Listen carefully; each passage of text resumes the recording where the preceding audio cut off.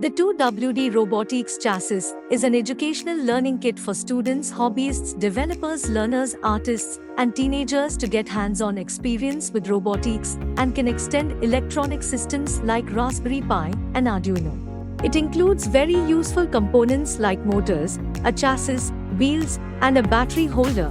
The kit is easy to disassemble.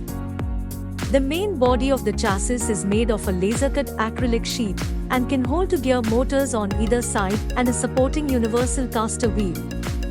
This two-wheel robot car has placeholders for different sensors, servos, and modules, and it comes with a user manual and assembly video.